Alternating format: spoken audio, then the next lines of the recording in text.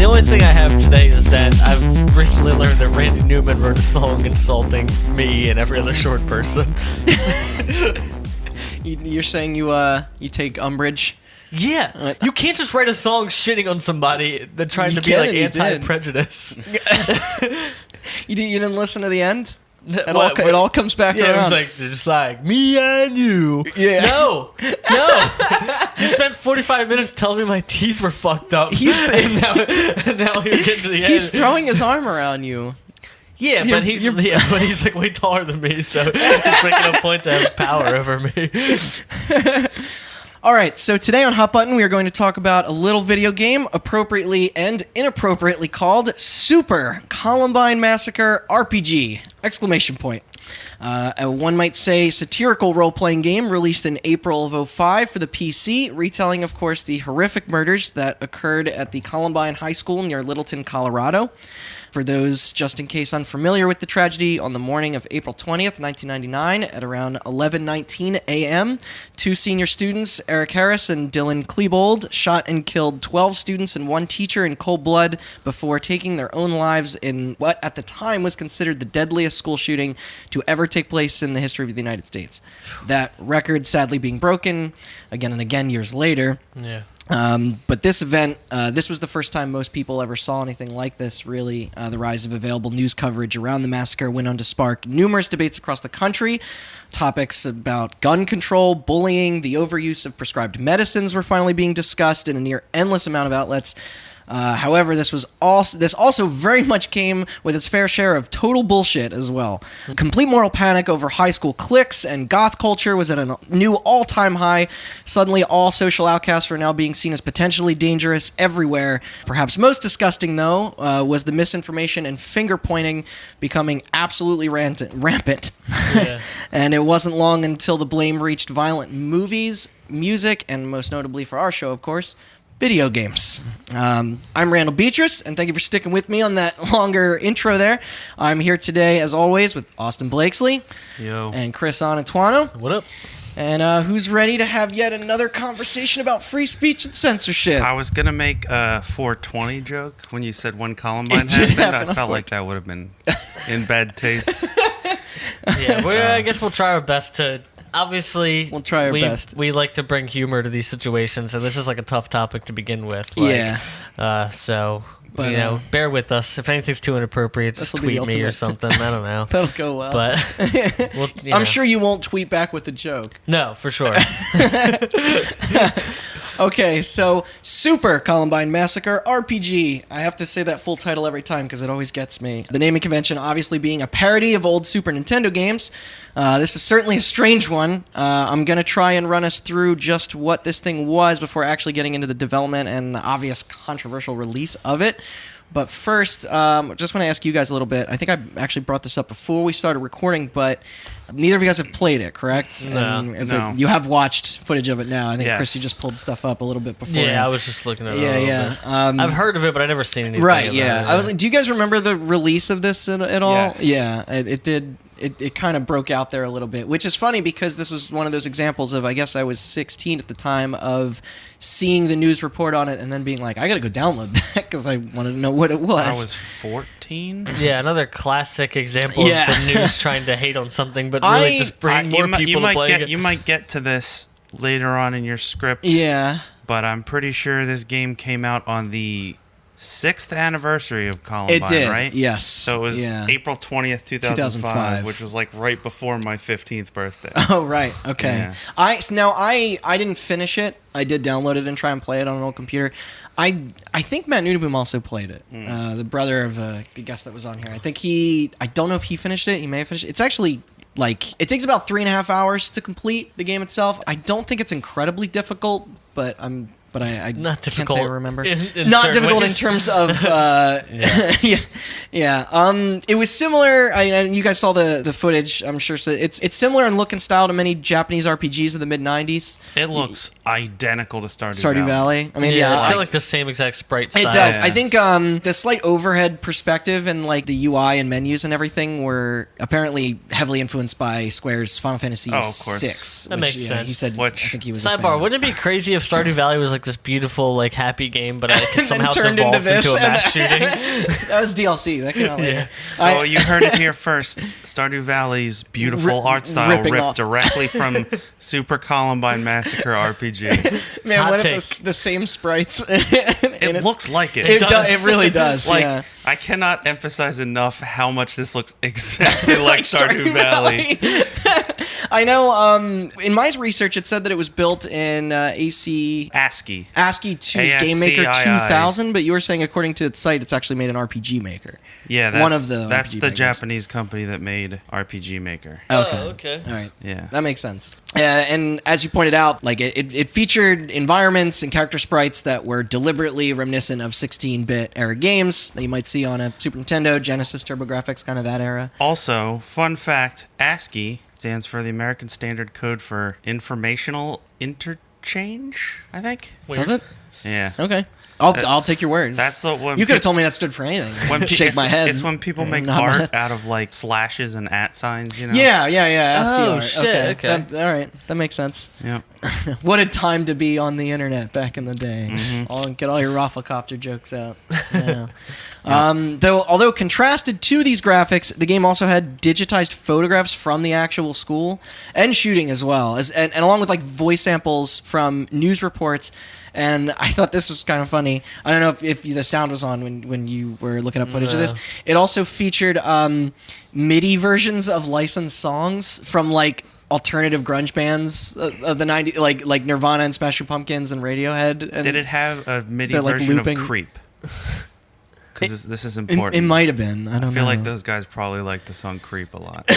They probably did. I actually am not sure which Radiohead song. I know "Smells Like Teen Spirit" is like the first track. When it opens. Now, as far as actual gameplay goes, you do assume the roles of both Eric and Dylan together on the day of the attacks through the story. And it also takes the player through like various flashback sequences of their past life experiences, and then leading up to the shooting, and bizarrely enough, after their suicide, into a fictionalized future of their venture into hell. I don't know if you saw that far. Yeah, I saw pictures. Okay, did you that. see? Yeah, that's They're like fighting demons. Yeah, and shit. yeah, it gets very strange. I did not know that. No? Yeah, it's extremely, it's strange. It's very bizarre.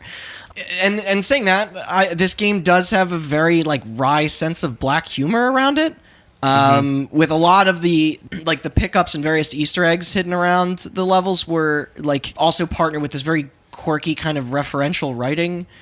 Like an example I can give is like you find a Marilyn Manson CD and like the caption underneath is just like it instills violence or something in your soul or some weird shit like that. It's I don't want to say tongue in cheek makes it sound lighter in tone, but it is very like. It kind of seems like a direct like mocking of what everybody thought. Yes, the consequences. Exactly. Are, yeah, you know what I mean? Which but, like, is the part of the game I actually like. Like I think that's kind of clever. Also, what's funny is the game itself is actually not particularly violent in its content. Like, despite the grim premise, obviously, and setting, but like even its first person view in combat was fairly tame by like 2005 standards, I guess. Well, you know, like, if it's made on RPG Maker, the older versions of that game, you didn't have like there's no real like, animation or anything. It's all just like you're looking at a sprite of a character and it might move, or there might be like exactly like some sort of like action on screen. Or something there like is that. blood on the sprites. It's kind of crude looking, but it's not to cut you off. No, but I think you're I good. found a YouTube playlist of the songs. Oh, of the MIDI songs from it. Yeah. What's on it? I'm very curious. Marilyn Manson's "Sweet Dreams." Okay, the cover. Depeche Mode cover by Rammstein. That's interesting. Stripped. Strip? I don't know. That's what it says. Closer by 9 Inch Nails. The Perfect Drug by 9 Inch Nails. Okay. Yeah, the Lost 1979 by the Smashing Pumpkins. Oh, I love that song. New Order by Blue Monday. What? Wait, you mean Blue Monday by New Order? Right. Sorry. Yeah. They flipped the words. This sounds here. great. I need to listen to this playlist now. This sounds great. Marilyn Manson, "Rock Is Dead." I don't think I got The this Dope far. Show, "Beautiful People." Yeah, I remember that. March of the Pigs by 9 Inch Nails. Man, there were a lot. Zero by Smashing Pumpkins. Yep, Melancholy and the Infinite Sadness by Smashing Pumpkins. Very much leading into the goth subculture. Fake here. Plastic Trees and Creep by Radiohead. Okay. Yeah, there's great. E1M1 from Doom. Yes, yeah, that's when you get into Dr. hell. Wily's stage for Mega Man 2. Yeah, that's also in hell. Hurt by Nine Inch Nails. The End is the Beginning is the End by Smashing Pumpkins. Yeah, I think Bullet one of with those is the Butterfly outro. Wings by Jesus. Smashing Pumpkins. Lithium, Rape Me, and Smells Like Teen Spirit by Nirvana. I think this is part of the reason why some of this was hard to distribute as Du well. Hast by Rammstein. Du Hast. A couple more Doom songs. The End by The Doors. The Man Who Sold the World, Nirvana cover. Yep. And then Imagine by John Lennon. That's a kind of a left field one there. This is all the only evidence I could find was somebody made a YouTube playlist. There's no written list of the soundtrack. It's about 3 hours. So I don't know how true this is. Take this with a grain of salt, but that sounds I remember like some of those explicitly, other ones I don't. I feel like I would have remembered Blue Monday being in there. But so I guess like talking about the violence of the game kind of brings us to the battle system, which is, it's triggered after encountering enemies, kind of like traversing the game's open levels. It's very similar. It follows in the footsteps of other several popular JRPGs, kind of like Chrono Trigger or even Pokemon. Like they're not necessarily random, but it is kind of like tap into somebody in the environment and then it'll trigger the swirl into the battle system, because otherwise I think you can avoid people. These run-ins would often just label these characters by stereotype or occupation. Characters would be labeled like preppy girl or jock type, and or janitor or math teacher or English teacher or whatever. So like nobody was like explicitly named. Yeah. And these fights would then have two play styles: autoplay and manual play. Autoplay would apparently choose the first available weapon for you to use, while manual allowed the player to decide what they wanted. This included hand-to-hand weapons, guns, explosives. They all had their own numbers and stats. Same for the characters as well. You would level up. This is so weird, like just talking about like just because I'm sure myself included, when I heard the title that this game existed when I was 15, I don't even know how well the news outlets reported on it, but I probably just assumed it was an action game or a first-person shooter or something, despite the fact that it has RPG in the name of the thing. But once the battle started, it was impossible to avoid or escape the fight. The player must defeat the enemy or die. Each encounter also featured text narration of all the events and actions, just like old Final Fantasies. Didn't it say like another victory for the Trenchcoat Mafia whenever you want to fight? I remember that. Yeah, that was a very famous thing for the game. The actual plot, and I have that in quotes, of the game is very interesting because most of it is constructed around the event precisely as they are believed to have occurred, with lines of the shooter's dialogue often being lifted verbatim from their own writings and like the home videos of each other hanging out.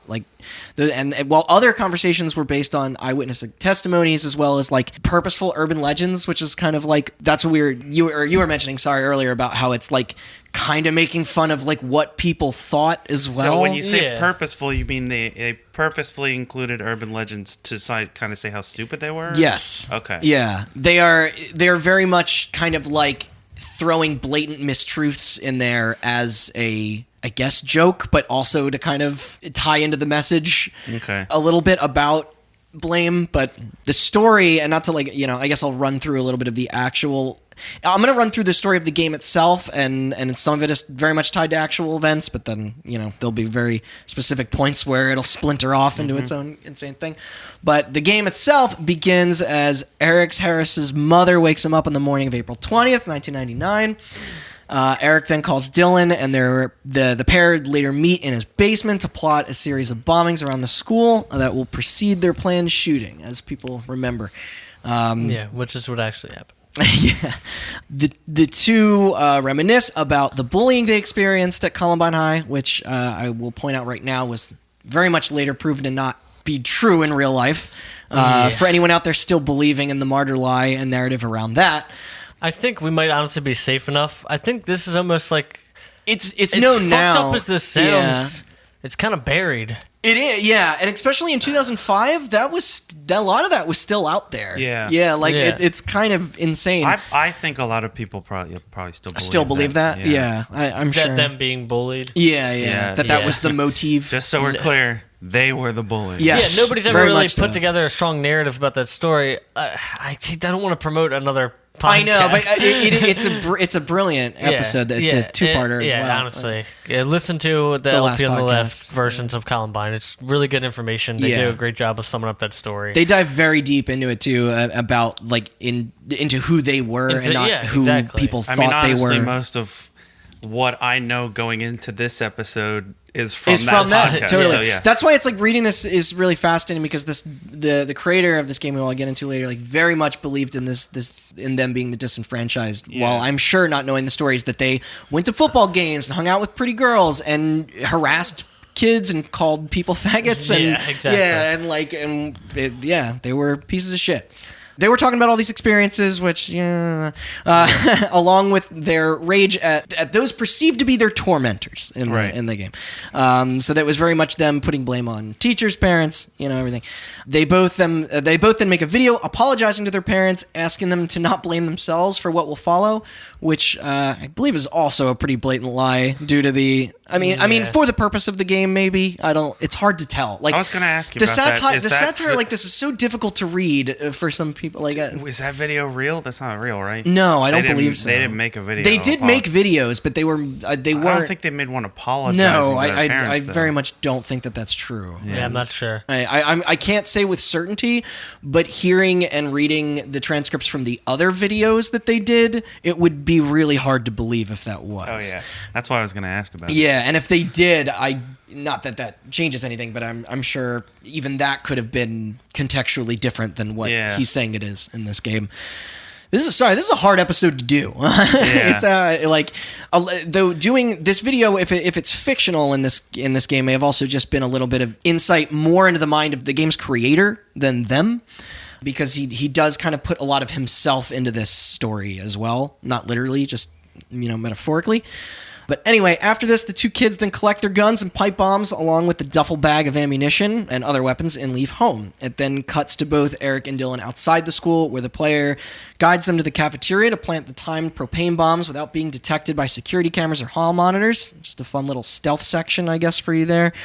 After the explosives are then set, the two stop for a moment on a hillside back outside the school, facing this where they discuss their alienation and hostility against the world. Again, there's a lot of poetic talk in this game, and it's really hard to tell if it's meant to be funny. If the guy meant it to be look at these idiots, or if he kind of idolized these two. Yeah. What the fuck? Yeah. I don't know. It's very hard to tell, and when I get into him, that's where the story gets really bizarre, because I still can't tell even after he explains it. Okay. But the creator does very much say that he sees himself in these kids, but then he also deflects their motives in the way, which is where the satire comes from. So it's not like a sides thing. This is just a very weird experiment. But the bombs then fail to explode, of course, as what happened in the true story, and then they descend on the school to murder as many people as they can.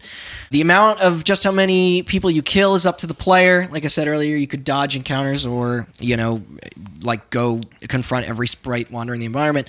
After roaming around the building, accomplishing all the in-game goals, you then end up at the library where the largest portion of the massacre took place. Once completing that screen, Eric and Dylan commit suicide in what is probably the most graphic part of the game. A montage of clips pop up showing their actual corpses. Jesus. As well as other photographs of students comforting each other, and also with childhood photos of the two gunmen themselves.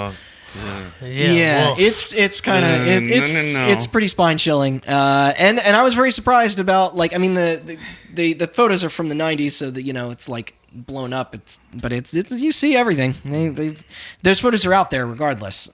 Then here's where things start to get weird, and this part will probably be easier for us to joke about. I can see some names coming up. Yes. I got some jokes for it. The second half of the game finds the pair alone in hell. I think in the beginning you're separated, but once you're reunited, they then profess their enthusiasm for finally being given the opportunity to live out their favorite video game, Doom. Which is where I guess that theme you mentioned earlier starts playing. They combat demons and monsters from the game Doom for a while, complete with accurate sprites from that game and all, before then finding themselves at the, quote, Isle of Lost Souls. And here they meet fictional characters such as, get ready for this list, Pikachu, Bart Simpson, Mega Man, and Mario. What did Mario do to go to hell? As well as real personalities, including J. Robert Oppenheimer, JonBenet Ramsey, Malcolm X, Ronald Reagan, and John Lennon. Oppenheimer. Oppenheimer. Most What'd I of them say? deserve to go. Most, Oppenheimer. The inventor of the atomic bomb. yeah. Most Most of them deserve to go to hell. Yeah, I can get behind Reagan. I don't. Maybe John not Lennon kind of some stuff came out too that he was maybe not Malcolm X. No, I don't know what Malcolm X did. Him and Mario. Well, not that I don't know what Mega Man. He went to a different hell than white dude school shooter hell. Implying that Pikachu and Bart Simpson are also demons. Mega Man's a robot. Yeah. So you're saying he doesn't have a soul? Yeah, but Mega Man's also a convicted rapist. What? I'm sorry. You apologize to Capcom right now. And all right, so after that, they deliver a copy of. Can you pronounce that for me? I know it's Friedrich Nietzsche, but what's? I've no Ecce Homo. I'm sure that's going to be wrong. I just wanted them to make fun of you. Send all complaints to they deliver a Austin copy. Blakeslee on Twitter. Writing this was I knew this was going to be a nightmare when I got this part. So they deliver a copy of that novel to Friedrich Nietzsche before then fighting the South Park design of Satan.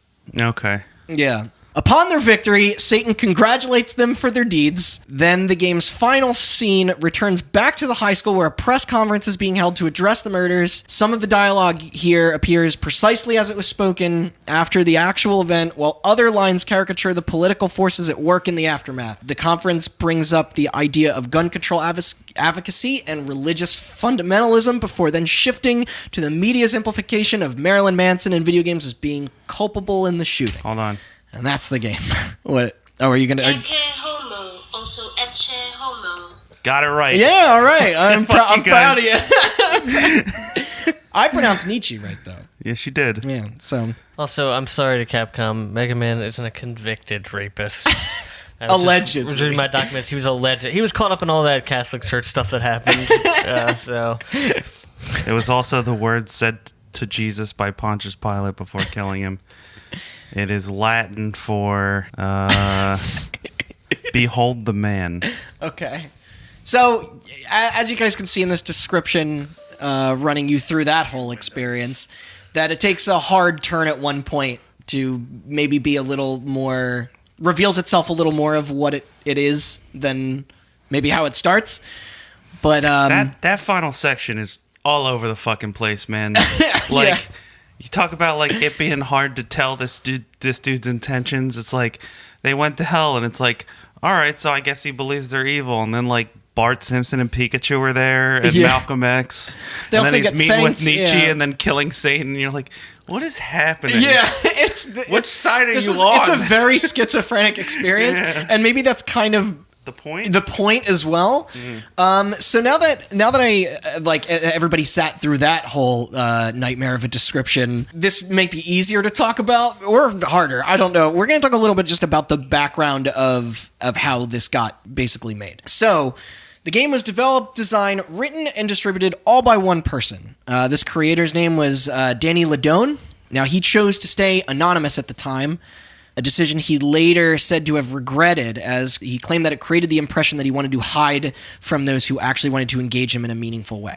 Yeah. Because he regularly... Which, unless you're developing this game to engage in a meaningful way, there's no reason to make it. I mean, that's just my opinion. Sure, no. Yeah. And I do think might be right, satire is engaging in a meaningful way. Yes, totally. Because that's the thing. He regularly liked to participate in discussions online on message boards with gamers, developers, and even critics. And apparently, like from what I've read, he was very like fun to have those conversations with. And maybe fun's not the right word, but you know what I mean. Like he was friendly. Your typical and, online debater. No, he was friendly and liked to actually have those discussions quite a bit. And apparently he was very like well spoken and like understood in a constructive debateful way. Yeah. So I'm going to talk a little bit more about Danny just to give us a touch of more background. But if you want to know more about him as like an individual, as a person, then I do recommend that there's a documentary out there called Playing Columbine about him and the game itself. And I think he produced it. because I get into that a little bit later when he meets a filmmaker. But it dives much more into detail about who he is than the small rundown I'm kind of going to give here. But so Dan, and this is, I'm just going to just do a little summary here, just because I think it's interesting to get into the mind of the person who made it, because you talked about how much of a clusterfuck that is. So it's just kind of like, I think this makes this more fascinating. But Danny, at the time he made this, he was a student and independent filmmaker, and often stated that the Columbine shootings resonated with him because he himself had once been a loner, misfit, and bullied kid in high school, just like the shooters. Except, yep. See that? Sorry, sentence. Danny. His heart's in the right place, but the actual Eric and Dylan weren't any of those things. Well, also, it doesn't mean like your heart's. You can't These are say his your heart's words. in the but you can't say Or I said your that, heart's but- with people, or you can't say like you're with them. Oh yeah, I know. I sympathize Yeah. for these people who. It's like He even if feels that disenfranchised, was true, That's still not the as right thing to somebody say. who was bullied in Yeah. high school and and middle for school real. and elementary school, never idolize somebody who did something like No, this. no, absolutely not. Now and I'm not saying this in defense of him at all, but I will say like it's interesting to see how much like goth culture has changed and just like loner and misfit culture in general. It if you know what I mean. Yeah, like it's. I think I said this recently. I went back and reread Johnny the Homicidal Maniac, which came out in the 90s, and boy, does that not fucking hold up at all. It's like the equivalent of watching Natural Born Killers now, and like, because there were people that like were super into that shit because they're just like, the world's against me. Everyone's an idiot but me. And finally somebody gets it, and it's just like, that's what Rick and Morty is for now. If you want to get that feeling, I don't think the thinking around that is that dangerous, but I do understand what you mean. I mean that's just incredibly cynical. Maybe in 10 years we're going to be like looking back at that in a different way. Plus, you need a much higher IQ to understand Rick and Morty. It's true. which is none of us or our listeners. Yeah. So yeah, it's if anything, and we talked about this obviously, but if anything, like they were probably much more likely to be the people responsible for the bullying than those like him. Like that's kind of the irony of this whole thing. Making that experience as awful as it was, like he's aligning with the wrong thing, but I understand why he would be believed to think that way because of the narrative, because of how it was reported. Well, it was reported like that for a long time. Yeah, we all fell for the lie at some point, I'm sure. It's right. But the distinction there is that like I'm just saying it's time for the right information to as finally get out somebody there. who was a bullied loner. Yeah. And it's like, I never liked these guys because... No, I never did A, either. I never wanted to do anything like that, and B, they gave me a bad name. Yeah. Like, before Columbine That's true. happened, I was the weird, quiet kid, and after Columbine happened, I was like the dangerous, crazy, totally. weird, quiet kid. I was And I was I don't making, want to do anything. I Just was leave me making alone. sketchings of whatever, and I wore dark clothes for a while. But it's Tech nerd. and I also liked video games like they did. I was actually more because they were big fans of The Matrix, which I also liked, and industrial music, which I No. also liked. So You're telling me that their love of trench coats came from The Matrix? I don't buy it. anyway, Danny was also a big Kubrick fan, and his death in spring of '99 also affected him, of course. Of course. Claiming that upon viewing A Clockwork Orange, terrible film, sorry, Danny, he discovered that film could comment on culture. That I agree with, I guess. Yeah, you agree with the idea that Clockwork Orange was a comment on No, culture? I was agreeing with his discovery that films are able to do that. Okay. Yeah. You remember the part in Clockwork Orange where they pinned the guy's eyes open and made him watch propaganda? Man, I saw that and I was like, what? I can't believe there was a time where people thought that movie was subtle. But whatever. Now, what I don't necessarily feel good about are his quotes about himself in relation to the shooters, which we already touched upon. But I'm just gonna say this verbatim, so getting it out there. He said things like, once he learned more and more about them, he felt like he was looking in a mirror and didn't want the same fate for himself. Kind of scary. Yeah. I understand what he's trying to say about the feeling of being lonely or disenfranchised in school. I think we all do. We all do, Yeah. I'm sure. But this is what I was talking about with how those false narratives, how dangerous they can be once they get out there. Of course. Yeah, and he'd also probably I survive. feel like I keep reiterating the same point, but it's just I can't emphasize enough how much to hammer that in. But regardless, he still channeled this revelation into something creative and not as heinous, of course, and began to explore other hobbies and see a therapist. He was also into martial arts. He studied film further. I think he majored in it at Emerson College and got into editing, forming his own production company titled Emberwild Productions, I think. Is that what it's called? Which he mostly used for putting wedding videos together, like for hire. So it's a constructive way to, after you said that you could potentially be a school shooter, that's a very nice way of dealing with it. He also, by the way, he graduated from Alamosa High School, also located in Colorado, with a 4.0 grade point average and was voted most likely to succeed by his peers, which I find interesting that he claimed to be... Disenfranchised? Yeah. And then was voted one of the superlatives at high school? Yeah. I don't think... We talked about how our reunion was last year, and I don't think anybody would, like, remembered me. It's like... I feel like that's, I still hang out with the people that know who I am now, or knew who I was then.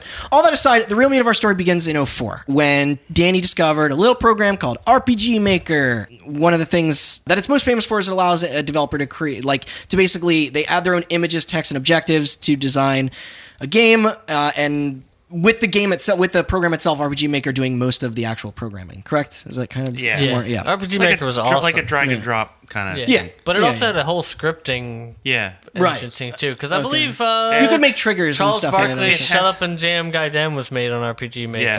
Really? But he used a lot of scripting to like. Okay, you could do more with it if you want to. Also, you want to talk about 8-bit versions of songs? Yeah. The title song to "Shut Up and Jam Gaiden" is the greatest video game song ever made. Look it up if you haven't heard it. It's like a. Also, if you don't know about that game, look it up and play it. It's incredible. It's like an 8-bit remix of the Space Jam song. It's fantastic. All right, so Danny always wanted to make a game throughout his childhood, but never had the technical knowledge that I totally relate with. I do. So he thought RPG Maker may finally allow him to fulfill that ambition. He then shortly after decided on the Columbine shootings as the setting for the game because he wanted to try and explore just why exactly they occurred. Though, I feel like he could have done a little more research, but... Okay, this is what fucking irks me. I know. This is where he gets it more right, though, where he also tries to refute the pervasive myths around the alleged role that video games and stuff played in the massacre of the shooters' I think he wants too much. To be honest, you can't say that you relate to shooters, but then also be like, I want to make a game that tries to explore this. It's a little all over the place. Yeah, it is a little all over the place because there's a proper way and an improper way to go. It's hard to tell what his actual vision was because by the time, I watched a playthrough, and by the time you get to the end, you're just kind of shrugging your shoulders because you're overwhelmed with not knowing how to feel. Because there are very specific parts of the game where I'm like, that's a good message, or that's funny, and then I'm like, that's fucked up. I don't agree with that. I don't even understand what this means. That's confusing. It's real all over. I think honestly, we've talked about this before, the idea of there's a proper way and an improper way to handle violence. And if you want to go back and listen to our Call of Duty No Russian episode, there's a lot of talk on there about that. Yeah, that's why. And you're right, totally. And here's the other thing too: is it's he also.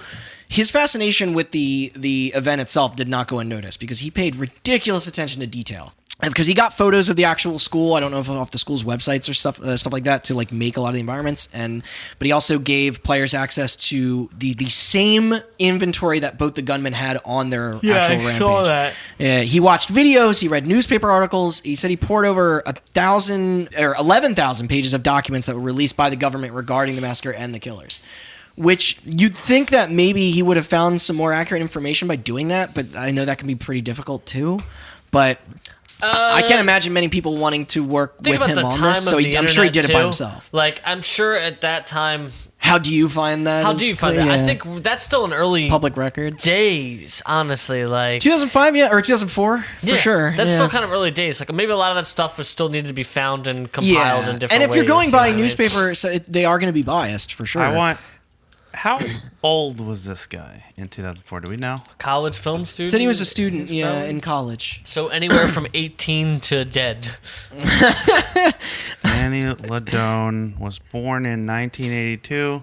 Do some Okay, quick so math. he's 36, 20, 37 now. 22, 23. So That sounds about right. it would have been at the end of college when he made this. Okay.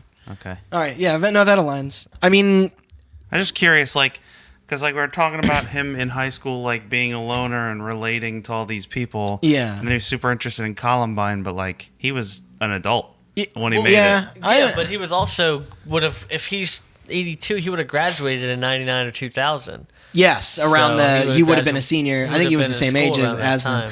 But like, what's interesting too is like I don't know if he chose to work alone or if that just made it easier, because if it's like, you know, I don't think he wanted to go against his entire personal philosophy of the story he wanted to tell, whether that makes sense to us or not. I don't think he wanted anyone else's input on where he wanted the game to go. Fair. Well, yeah, which is fair, but it's still not like it's kind of biographical to him as well as the actual shooters in a way. Yeah. It's yeah, you know, it's art for better or worse. I'll say that much. Yeah. Now this is where many people kind of become conflicted on the message, but what's interesting is this is actually the part that I don't want to say like it's hard to, you know what I mean? But this is the part that I think I appreciate the most. But during development, this is when he kind of started to add much more of a satirical tone to it, criticizing subjects varying from the public reactions of the event to just stereotypical role-playing video game tropes, which you pointed out. Upon winning a fight, the message would just play saying another victory for the Trenchcoat Mafia. I think that's kind of funny, but like, you know, it feels strange to laugh at, but like, I just mean like, I understand that tone more than I understand like, Yeah. you know. It can be funny. It can be funny. Tragedy plus, what is it? Time. Tragedy equals comedy. I think it's tragedy plus time equals tragedy, comedy plus Comedy it's plus long tragedy division. equals time.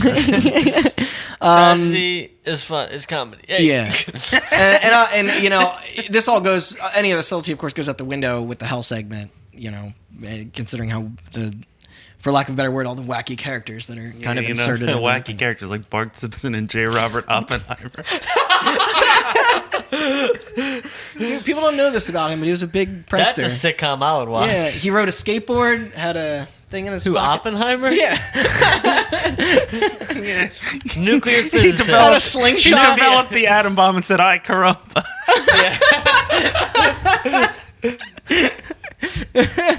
All right, so skipping forward a little bit, some months go by, and he finishes the game, eventually releasing it, as Austin said, on April 20th, 2005, the 6th 420. anniversary of the shooting. Place it. And Hitler's birthday. Yeah. What, no joke for that? Go Nazi. Sorry, we'll edit that out. And he distributed it as freeware, hosted for download on their own website, although there were $1 donations being requested to help with bandwidth costs. And I think you pulled up the website right before we started this. I did. The look and design of the website, which, Chris, you should go to it. It looks like... Hold on, I'll show Chris in a second. Okay, it looks like it was... And again, going with the theme of I can't tell what's intentional and what's not, it looks like it was designed in the 90s. It kind of looks like the Heaven's Gate does, website. yeah. Like it is very...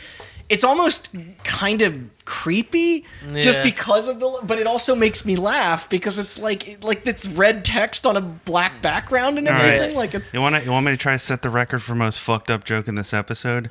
Okay. You can tell when he stopped updating the site because he has statements on various school shootings on this website, but they stop. What's the most recent shooting that's on there? There's no joke here. I know, but you're prepared just in case. I think it's Virginia Tech. That was 2007. That was 2007. Well, at least they stopped since then.